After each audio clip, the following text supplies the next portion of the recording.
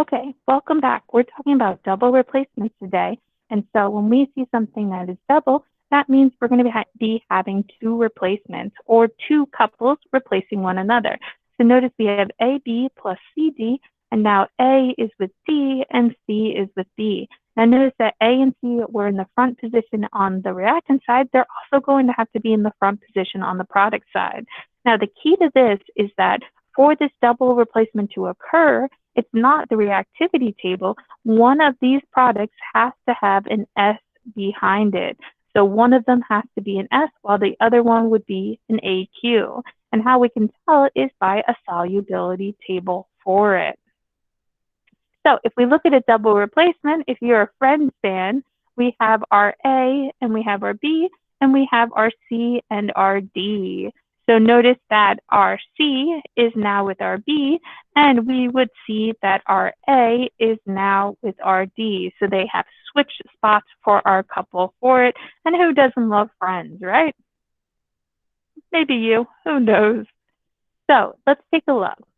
First off, remember that one of the products of a double replacement has to be a solid.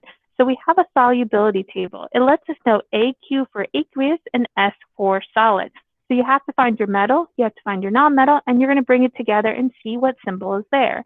So our first one is aluminum, and I don't know why I chose red. That's probably a bad idea. So we have aluminum here, and we're going to have iodide here. So we bring our highlighter together, and we see that that would be AQ. It could potentially be a product, but it wouldn't indicate that a double replacement has happened. Okay, our next one, we have magnesium. Okay, magnesium's here, and sulfide. So we bring our highlighter together. We would see that this would form an S for solid. So it could be a potential product for telling us that a double replacement could happen for it. Okay, our last one, we have calcium. So calcium and chloride. We bring our highlighter together, and we would see that it is AQ. And remember, AQ just means aqueous, dissolved in water. It's not a pure liquid, so that's why we don't see the L denotation for it. So let's try these together for our double replacement reactions. So our first one, we're going to see silver bromide. So we find silver, we find bromide, bring it together, and we're going to see it's a solid. So it could potentially make a double replacement happen. Then we have silver again and chloride. Okay, we're going to see it's a solid. Hey, mostly everything that reacts with silver is going to be solid except for nitrate. Nitrate, everything is aqueous that reacts with it. So now let's try our next one. We have magnesium iodide. So we have magnesium, we have iodide, we pull it over. We're going to see that it is AQ for aqueous.